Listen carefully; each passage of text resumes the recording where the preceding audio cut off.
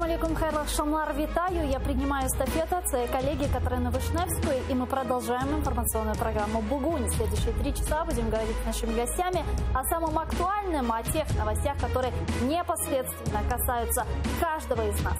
С вами я, Гульсум Халилова. Поехали. Рада працює з перебоями. В комітеті нардепи кидаються один на одного. Генасамблея ООН ухвалила резолюцію щодо Криму. Є конкретні вимоги до ворожої Росії. Трампу оголошено імпічмент. Це зробила Палата представників. Утім, Дональд досі президент. Про все це Бугунь сьогодні. Ну что ж, традиционно я рада представить гостя нашей студии. Тарас Стецьків, народний депутат 1-го, 4-го та 6-го скликань. Витаю вас. Добрый вечер. Ну что ж, начнем мы нашу беседу с вами с работы Верховной Рады Украины, учитывая, что они сегодня там заседают, и подробности готова нам рассказать наша коллега-корреспондентка Милена Амиди, которая работает в Верховной Раде Украины. Милена, ассалям алейкум, какие у тебя новости? Приняли ли народные депутаты какие-то законопроекты за последние 20 минут? Что там нового? Алейкум салям, Гульсум. Якщо чесно, то важкувато сьогодні нашим депутатам дається робота у сесійній залі. Оце зранку вони на 2 години відлучилися через перерву, і після обіду ще вона була. І от весь цей час Дмитро Разумков, не зрозуміло, чи то на виховні бесіди кликав до свого кабінету голів фракцій, чи то просто на обговорення. Але тема йшлася на цих якраз закритих бесідах про те, які законопроекти сьогодні на порядку денному і які ще планує парламент ухвалити до кінця засідання. І от якраз через ці постійні консультації робота Ради збилася остаточно просто. І вони одразу зранку проголосували за те, аби до вичерпання порядку денного із зали не виходити взагалі. І от попереду в наших депутатів ще 20 законопроєктів, 10 з них це ратифікація, тобто аби законопроєкт вступив у законну силу. Отже, тож незрозуміло, котрі взагалі закінчиться то засідання. То, нагадую, знаєте, якщо чесно, турборежим, який ми таки пережили у вересні. З важливих рішень сьогодні таки проголосували за виборчий кодекс з правками Зеленського. Ми пам'ятаємо усі той скандал, коли казали, що це абсолютно новий законопроект. Сьогодні лише редактура Зеленського, і за нього проголосували без проблем. Взагалі усі фракції за, і всі задоволені. Ми питали в кулуарах. Проголосували також за гральний бізнес, однак проголосували, скажімо так, проти, тому що не набрав законопроект достатньої кількості голосів, 213, тож відправили його на доопрацювання. Ще було 7 альтернативних, однак за скороченою процедурою все відбувалося, 40 хвилин вистачило, аби прийняти рішення, щоб направити знову до комітету. Вже поспілкувалися з депутатами «Голосу», вони задоволені, вони кажуть, що це викликає залежність, певно, і є небезпека в тому, аби розміщати гральні автомати усюди, ледь не у торгівельних центрах. Тож цікавий момент, що по фракціях не показали голосування лише після того, як проголосували за те, аби відправити на комітет. Засідання триває, однак до котрої поки що для нас загадка, і, можливо, через це навіть зірветься засідання аграрного комітету. На цьому все. Гульсум, тобі слово. Сагл, это была наша корреспондентка Милена Амиди, она работает в Верховной Раде Украины. Ну что ж, как она сообщила, действительно, Верховная Рада провалила закон о легализации казино в нашей с вами стране. Но тут больше не про закон, да, я хотела вас спросить, а именно почему? А почему провалили? Ведь можно ли с этого сделать вывод, что монобольшинство уже не монобольшинство, и законопроекты проваливают, и турборежима уже как бы нет? Ну, я думаю, що це проявляється та тенденція, яка з самого початку була закладена у так званій монобільшості. Це випадково підібрані люди від ідейних і переконаних до випадкових і, вибачте за слово, божевільних.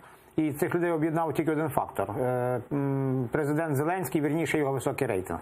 І тому зрозуміло, що рано чи пізно на тих чи інших законах мали початися збої. Що стосується закону про аграрний бізнес, тут я бачу просто 2 обставини. Не про, да, про аграрний бізнес ми з вами чого? Ні, ігорний бізнес. Да. Я думаю, тут є 2 обставини. Ну, по-перше, щодо ігорного бізнесу існує стійке суспільне неприйняття. Тобто більшість людей вважає це дуже такою тіньовою справою, де заробляються великі гроші, і суспільство загалом не схвалює ігорного бізнесу. Але є друга обставина. Я думаю, що багато депутатів, в тому числі і депутатів «Слуги народу», підозрівають голову фракції Арахамію в тому, що він має персональний інтерес до ігорного бізнесу. І ще декілька депутатів. І тому і не набралося голосів. І навіть «Слуги народу» так вважають, да, виходить? Я думаю, тому що у них не мало би бути проблем, у них є 250 голосів для того, щоб ухвалити будь-який закон. Оскільки частина депутатів в монобільшості мали підозри щодо того, що хтось на цьому законі буде заробляти, скажімо так прямо, от тому и не добрали голосів. Ну, давайте, раз я по Фрейду вспомнила аграрный бизнес, давайте продолжим эту тему. Во время заседания Аграрного комитета народный депутат от ОПЗЖ столкнулся со своим коллегой от «Слуги народа» Мотовиловцем. Тем временем лидер «Батькивщины» Тимошенко разбрасывала документы. Смотрим, как это было.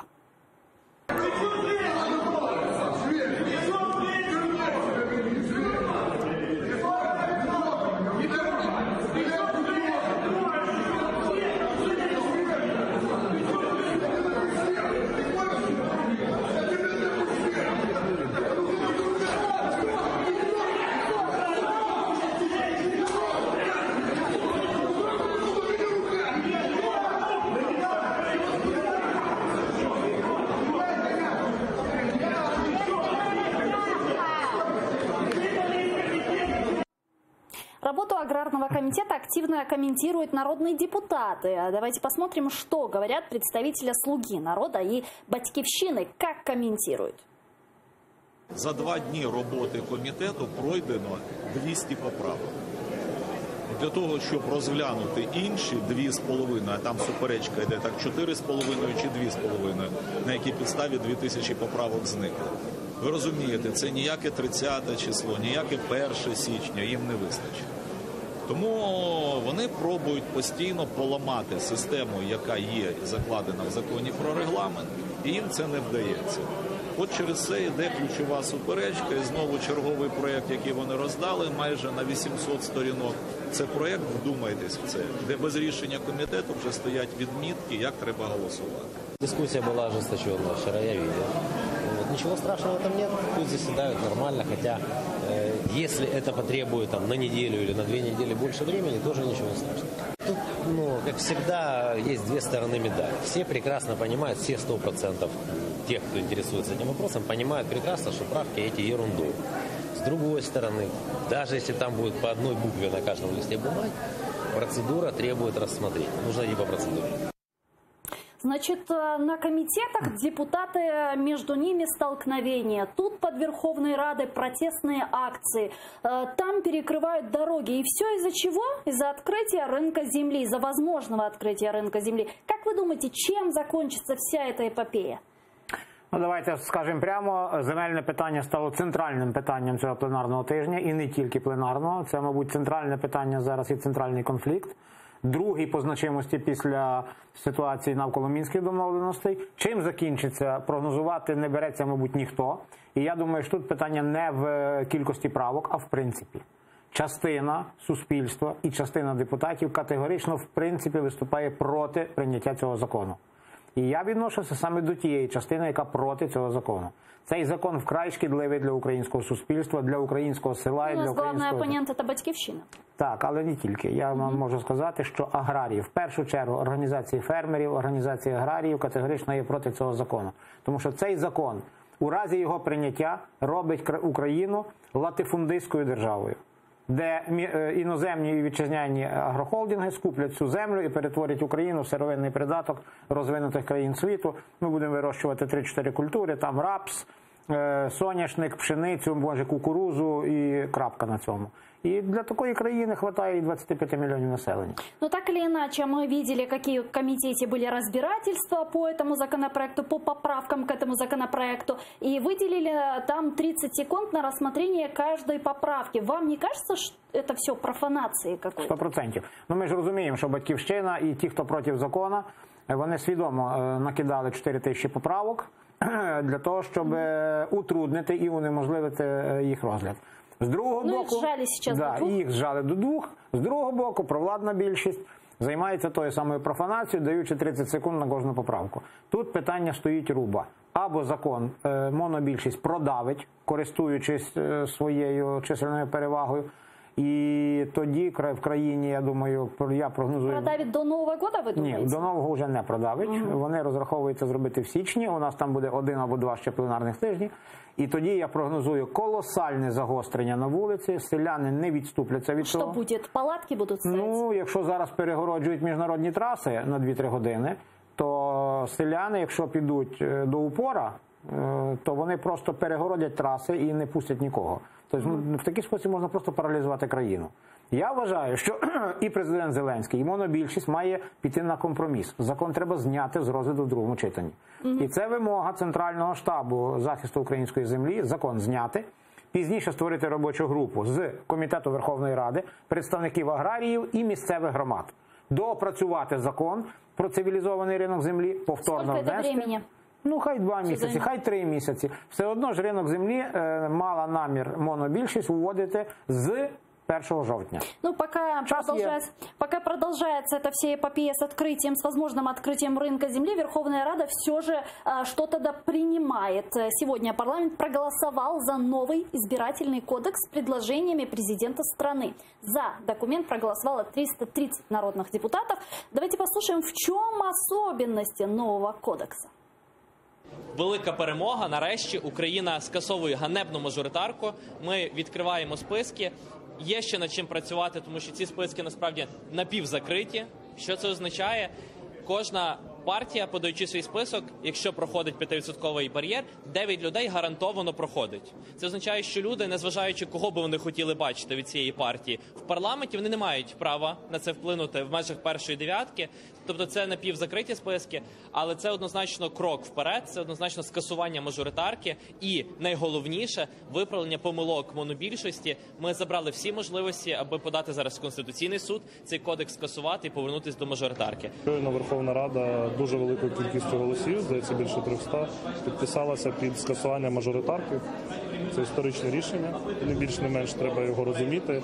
Тобто будь-які наступні вибори до Верховної Ради, позачергові, чергові, будуть відбуватися за пропорційною системою. Будь-які вибори місцеві, зокрема місцеві вибори 2020 року, частково будуть відбуватися за пропорційною системою, частково за системою багатомандатної мажоритарної системи, яка теж близька до пропорційної. І всі ці системи є пропорційними системами з відкритими списками. Ну, а с нами сейчас на прямой связи по телефону Олексій Кошель, голова комитета выборцев Украины. Алло, здравствуйте. Добрый вечер. Да, добрый вечер. Ну что ж, парламент сегодня проголосовал за избирательный кодекс. Объясните, пожалуйста, нам популярно, как я, допустим, да, как гражданка Украины лично должна почувствовать эти изменения на себе. Вот я приду в избирательный участок, да, как гражданка Украины, голосовать. Вот как эти изменения коснутся меня? Я что буду вместо галочек плюсики ставить или цифры? Как это будет выглядеть? Ну, питання не тільки в системі голосування, питання в головних принципах, в головних нововведеннях. Тобто, якщо аналізувати кодекс, справді ми можемо говорити про те, що є низка позитивних нововведень, це голосування трудових мігрантів, внутрішньопереміщених осіб, певна профілактика правопорушень, таких як підкупи виборців, але залишається кілька ключових питань. Тобто, на моє переконання, система, яка була сьогодні прийнята, вона має дуже мало схожого із відкритими списками. Швидше у системі переважає закрита складова. Тобто, незважаючи на те, що є запит суспільства на відкриті списки, є така вже нав'язана позиція з боку політиків про те, що відкриті списки – це панацея від усіх проблем, ми бачимо насправді, що залишається закрита складова. Тобто, це гарантовані дев'ятки, тобто перших 9 депутатів у загальнонаціональному списку, які гарантовано проходять до парламенту, у разі якщо партія долає 5% бар'єр. По-друге, є механізм компенсаційних мандатів, тобто плюс ще кілька гарантованих місць може отримати політична партія. Ну і є дуже багато питань до регіональних списків. Тобто в ідеалі передбачало, що кандидати могли б боротись за прохідні місця, за те, щоб просуватись у списку. Але ми бачимо досить багато дивних нововведень. Скажімо, зокрема, передбачається, що кандидат, якщо він не отримає кількість голосів, які дорівнюють виборчій квоті, тобто якщо моделювати з 2019 роком, це якщо не отримує близько 8 тисяч голосів, то цей кандидат фактично не може претендувати на те, щоб далі рухатись у списку. Алексей, а мы вот с вами, избиратели обычные, как на себе ощутим эти изменения? Будем ли мы их ощущать или нет? Очень коротко. Я думаю, відчують всі. Тобто ми швидше за все отримаємо в день голосування, ми отримаємо довготривалий процес підрахунку голосів, можливо це буде ніч підрахунку і ранок підрахунку. Ми отримаємо повний хаос, тому що є проблеми із виборчим бюлетенем. Я, чесно кажучи, просто не розумію, чому депутати обрали настільки складну і ні для кого не зрозумілу форму виборчого бюлетеня. І я думаю, що дуже великий відсоток виборців... Алексей, а какую именно форму можете уточнить? Какую именно форму? Ну, це реально на практиці може бути метровий бюлетень, де буде назва політичної партії, де буде перша дев'ятка і де будуть кандидати в регіональному списку, до 16 кандидатів. І таким чином, я думаю, що дуже великий відсоток виборців, десятки відсотків виборців просто заплутаються і проголосують або ж за лідера, або просто за назву політичної партії, або забудуть сказати кандидата тощо. Тобто система достатньо складна і вона буде мати низку проблем в ході виборів. Спасибо большое. Олексій Кошель, голова комитета выборцев Украины, был с нами на прямой связи по телефону. Ну, как вам вот такие изменения в избирательный кодекс? Ожидали открытых списков, но как-то они не совсем открытые, а полуоткрытые, как оказалось. Ну, бачите, ми давно боролися і за пропорційну систему, і відміну мажоритарки, і за відкриті списки, і за регіональні списки. Тепер, що вийшло? Звичайно, цей кодекс треба ще аналізувати, але, як я розумію, як має бути в ідеалі? В ідеалі, коли я приходжу на виборчу дільницю на парламентських виборах, я спочатку вибираю партію. Ну, наприклад, умовно, українську партію. І ставлю птичку на виборчому бюлетені. Пізніше, якщо мене всі кандидати цієї партії влаштовують, так як вони розташовані, я більше нічого не роблю. Я вкидаю цей бюлетень.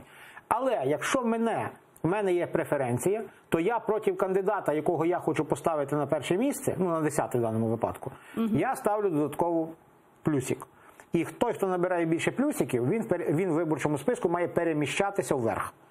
Чи виборець розбереться, чи ми перший раз, це перший раз така система вводиться, чи виборець, особливо старшого покоління, розбереться в тому, що треба спочатку знайти партію, поставити птичку або плюсик, а пізніше в партії знайти кандидата. бабушку, яка прийшла в збирательний участок. А пізніше вона може знати, наприклад, регіональний список в місті Києві, 20 округів, умовно. Так, значить буде регіональний список міста Києва, ще містити 20 прізвищ.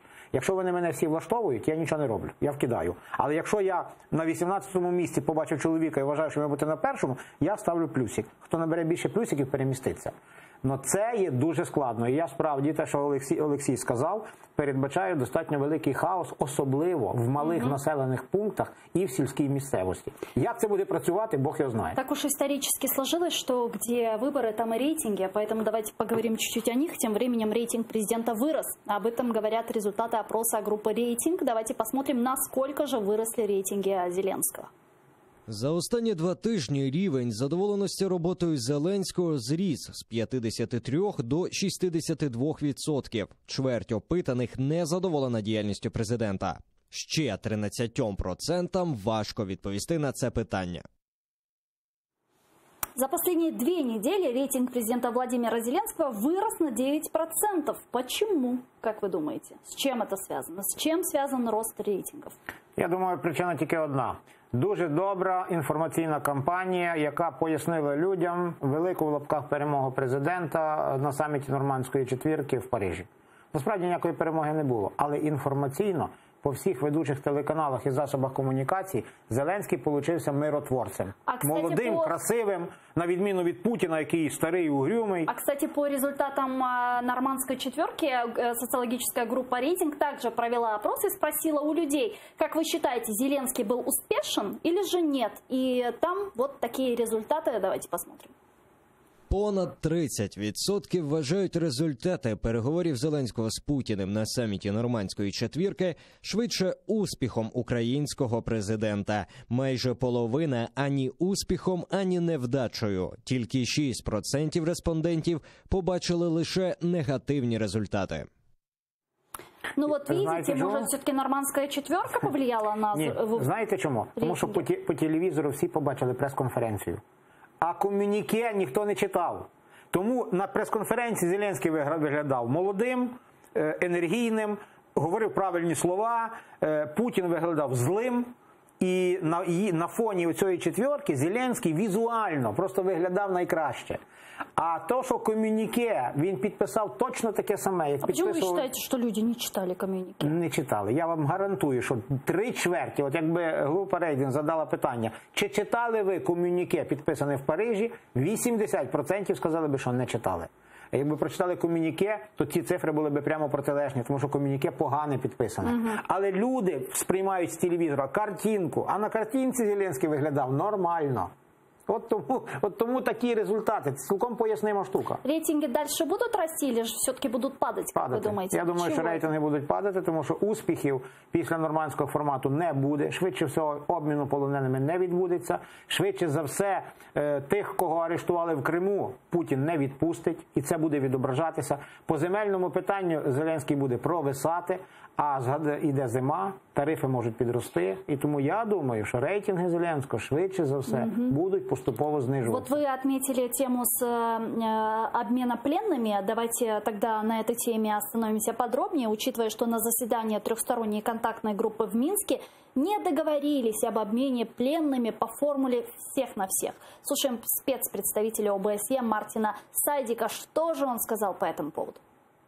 Сторони ґрунтовно обговорювали питання обміну полоненими. Щоб реалізувати домовленості у Парижі, доведеться зробити ще кроки, щоб досягти цього. Таки да, в трехсторонней контактной группе не дошли к согласию в вопросе подготовки к обмену. Слушаем, как это объяснили представители подгрупп. Перемовини тривають, вони перебувають в робочому режимі, є деталі, є нюанси, над якими працюють групи, працюють фахівці, тому я сьогодні все одно залишаюся в оптимістичному стані. Дійсно є, по-перше, велике бажання виконати домовленості, досягнуті в рамках нормандського саміту. По-друге, у нас є певні зобов'язання перед тими, хто власне залишається в полоні, і перед їх родинами. Тому, відповідно, ми обов'язково будемо працювати над тим, що всі ті технічні проблеми і технічні нюанси, які виникли, для того, щоб їх вирішити. Так, дійсно, у нас є ще можливість навіть протягом цього року зустрітись в рамках відеоконференції. Я дуже сподіваюся, що ця можливість буде використана, що в рамках цієї можливості ми дошліфуємо всі ті технічні проблеми, які виникли вчора. Я бачила коментарі, я бачила різні інсинуації з цього приводу. Я можу тільки єдине що сказати, що в даному випадку це були певні технічні нюанси, які ми сподіваємось вирішити все-таки найближчим часом. Так договоренность-то была на нормандском саммите. Какие-то технические проблемы могут быть, которые тормозят сейчас вопрос обмена пленными? Ну, як я це розумію, проблеми тут дві. Перше, Росія не хоче відпускати декого з тих, кого Україна вимагає, посилаючись на це, що це не встановлені особи. І друге, Росія відмовляється, Путін відмовляється випускати заарештованих кримських татар. Чому він це робить? Насколько я знаю, что в этих договоренностях про политических заключенных из оккупированного Крыма пока что речи не шло. Не шло, але Зеленський озвучив це. Да, он озвучил, сказал, что через 4 месяца будут рассматривать этот вопрос. І я можу сказати, чому. Насправді це не бойовики ЛНР, ДНР зривають, це команда з Москви. І я вважаю, що в такий спосіб Путін мстить Зеленському за результати саміту в Парижі. Конкретно за те, що Зеленський в очах Путіна посмів поставити питання про перегляд мінських домовленостей. Лише поставити питання. І Путіна це розізлило. Бо Путін вважає, він такий спосіб показує, хто в хаті хазяїн. Він таким чином показує Зеленському, що ти не смикайся, ніяких переглядів не буде. А за те, що ти посмів так питання поставити, от тобі результат. В Парижі домовилися, а вже обміну швидше всього до Нового року не буде. Не буде, думаєте? Думаю, що не буде. І то саме буде з припиненням обстрілів, то саме буде з відкриттям 3 пунктів нових перетину кордону. Путін дивиться на Україну як на недодержаву. І він Зеленському чітко і ясно показує, якщо ти будеш так зі мною говорити, от такий буде результат. І більше того, я боюсь ще і того, що почнеться ескалація військова на Сході. Да, он об этом как-то и не скрывает, учитывая, что сегодня во время большой пресс-конференции Владимир Путин прокомментировал, откуда танки у боевиков на Донбассе. Давайте послушаем. Значит, мне все время задают вопрос, откуда у них танки, тяжелая артиллерия? Послушайте, вот во многих горячих точках мира происходят различного рода конфликты и боевые действия. Причем с применением танков, артиллерии и так далее. Откуда они берут? Видимо, от тех структур государств, которые им симпатизируют. Но это их техника, а не иностранная. На себя так намікає. Так, і він цинічно, він навіть не приховує того, що ми поставляємо, але раз воно вже на Донбасі, воно вже у бойовиків, це не моє, це не русское, це бойовиків. То він знущається відверто. Путін не хоче уступати ні в одному пункті в питанні Донбасу, тим більше в питанні Криму, ну це ясно. Ви сказали про возможную ескалацію конфлікту на востокі України, в зв'язку з чим вона може бути? В зв'язку з тим, що Путін хоче показати Зеленському, якщо ти не будеш зі мною домовлятися на моїх умовах, значить на Донбасі будуть стріляти. Він скаже, ну я ж не контролюю бойовиків, вибач, друг. Вот так він показує. Така вот очередная как бы угроза звучала, лякалка така. Так і є. І він в попередні періоди тільки так і поступав. Як тільки щось ішло так, не так, як хотів Путін, моментально відбувалася активізація обстрілів, ескалація військових дій на Донбасі і прочее. Ну, пока Владимир Путин таким способом пытается пугать Украину, Генеральная ассамблея Организации Объединенных Наций ухвалила резолюцию про защиту прав людей в оккупированном Крыму в условиях российской оккупации. Результат голосования: 65 голосов за, 23 против. И давайте посмотрим дальше ключевые позиции данной резолюции. Вимагаємо Російську Федерацію припинити політику зміни демографічної ситуації в Криму шляхом переселення туди свого населення, а також примусового виселення. Засуджуємо масові затримання активістів на основі звинувачень у підтримці тероризму, зокрема представників громадської ініціативи «Кримська солідарність». Засуджуємо триваючу практику призову до Збройних сил Російської Федерації та кримінальне переслідування тих, хто відмовляється служити в армії держави-окупанта. Вимагаємо припинити переслідування та звільнити осіб, затриманих за висловлювання думок. Вимагаємо звільнити всіх незаконно затриманих громадян України та забезпечити їх безпечне повернення на батьківщину. Вот требования просто идеальные. Вот подписываемся под каждым словом, ставим лайк, да, и так далее. Но, а как заставить Россию выполнять эти требования? Как это сделать, если у нас нет какой-то международной полиции, жандарма, который возьмет Россию и заставит это выполнить? А что толку тогда от этой резолюции? Я думаю, що немає ніяких можливостей заставити Росію виконувати цю резолюцію, хоч сам факт її дуже позитивний. Єдиний момент тільки, що кількість країн, яка голосувала проти, зросла. В попередній резолюції кількість країн була меншою. Що би могло заставити Росію? Якщо б Захід по-справжньому хотів заставити Росію щось зробити, він мав би зробити дві речі. А зараз не хоче, виходить?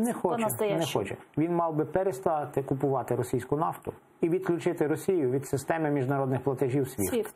От що мав би зробити Захід. І тоді резолюції ООН би виконувалися. Ну а к чому тоді ці резолюції приймаються? Ну, всі хочуть зберегти лице. Знаєте, така дипломатична річ, ми співчуваємо вам, ми на вашій стороні, ми вас віримо, вас любимо. Ну, більше нічого не можемо зробити, вибачте, Росія ядерна держава, є фактор Китаю, є фактор тероризму. Ну, от такі пояснення робляться, розумієте? Це така політика трошки таких подвійних стандартів. Тобто з Росією сваритися і воювати ніхто на Заході по-дорослому не хоче. Ну так или иначе, резолюции, которые принимаются Генеральной Ассамблеей ООН, могут посодействовать усилению санкций против Российской Федерации? Ну, теоретично можуть, а практично результат, мабуть, буде тільки в тривалій перспективі. Тобто через багато-багато років. Ну, це приблизно, знаєте, як приймалися резолюції по окупації країн Балтії. От після 45-го року їх приймалося. Але настав такий період, коли Совєтський Союз настільки ослаб і розпався, що ці резолюції раптом втілилися на практиці. І тому резолюції щодо окупації Криму, зміни демографічної ситуації мають значення тоді, коли десь колись Росія настільки ослабне, що Україна поверне собі суверенітет над Кримом і над Донбасом. Такий період точно настане. И давайте обсудим еще одну тему. Палата представителей объявила импичмент президенту США Дональду Трампу. Смотрим, как это было. Thank you, Madam Speaker. And my colleagues on the other side of the aisle throughout this whole process, our allies in the media, they like to say that Republicans only want to talk about process, not substance, even though we continue to talk about substance as well. They declare their facts are uncontested. They just did it again. So just to maybe recap a few for everyone watching at home, as well as my colleagues on the other side of the aisle, hopefully they'll listen. $391 million in congressionally appropriated tax dollars over the head of an embattled ally in order to coerce a fraudulent investigation into a potential political opponent. В Белом доме считают, что решение палаты ошибочное. Смотрим официальное заявление. Президент упевнений, що Сенат відновить порядок, справедливість і належну процедуру, які були проігноровані Палатою представників. Він готовий до наступних кроків і переконаний, що буде повністю виправданий. А с нами сейчас на прямой связи из Соединенных Штатов Америки Андрей Пиантковский, политолог. Алло, здравствуйте. Добрый день. Да, ну как вы прокомментируете вот эту новость с импичментом Дональда Трампа? Это что, все из-за нас, что ли, из-за Украины? Как там на это все реагирует? И, Очень хороший вопрос. Ну, новость, собственно, сомнительная, она предсказуема. В Палате имеют большинство демократы, и они вынесли резолюцию об импичменте, но приговор отстранения президента от власти выносит Сенат. Там большинство республиканцев, да, кроме того, требуется 2/3. Так что этого большинства не получит, Трамп останется. А что касается Украины, то да, Украина в центре дискуссии, и распространенное мнение часто у вас, что вот мы попали между двух огней, и от этого только по ничего подобного. Украина только выиграла. Вот вы показали... Каким образом? Вот вы показали кусочек вчерашних дебатов. Я их смотрел с утра до вечера. Вот в чем было содержание дебатов. Выступают демократы и заявляют, Трамп предательски отказал в помощи нашему героическому союзнику, который сражается с нашим врагом Россией. На что республиканцы отвечают, да что вы, при Трампе Украине была оказана даже большая помощь. Обама отказывался поставить джавелины, а наша администрация их поставила. То есть дискуссия идет не о том, демократы и республиканцы ругаются не о том, союзник ли Украины и надо ли ей помогать, в этом как бы никто не сомневается, а о том, кто лучший союзник и кто больше помогает. Единственное пятнышко на этой замечательной картине украинского образа в Вашингтоне – это сам Трамп, который, конечно, плохо относится к Украине, он замечательно относится к Путину. Помните, как он Зеленский сказал, идите к Путину и обо всем договариваемся. Но импичмент или не импичмент, Трамп все равно ничего не решает. Внешнеполитически все решили. Вот вчера, прекрасная иллюстрация, позавчера, до того, как перейти к обсуждению импичмента, Сенат принял новую резолюцию о так называемых адских санкциях против России. Да. Инициаторами этой резолюции, самыми горячими сторонниками были республиканцы. Так что у вас в Вашингтоне все очень хорошо. Спасибо большое. Андрей Пиантковский, политолог, был с нами на прямой связи. Буквально 20 секунд до завершения нашего эфира. А вы как думаете, мы в этой ситуации выигрываем или все-таки в неком цукцванге? Ну, я в цілому погоджуюся з Піонковським. Україна швидше виграла, ніж програла. Ми маємо навіть потішитися, що ми стали центром уваги при оголошенні імпічменту. І показником є те, що в Конгресі Україна має двохпартійну підтримку. Тарас Стецьків, народний депутат 1-го, 4-го та 6-го скликань. Дуже дякую вам. А я вынуждена завершать этот блок. Буквально через несколько минут эфир телеканала АТР продолжает новости. Смотрите, не переключайтесь. Кружкенчик.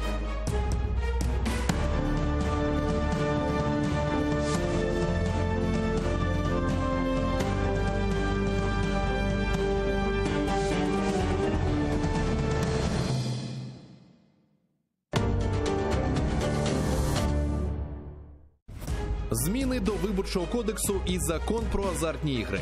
На порядку денному у парламенті.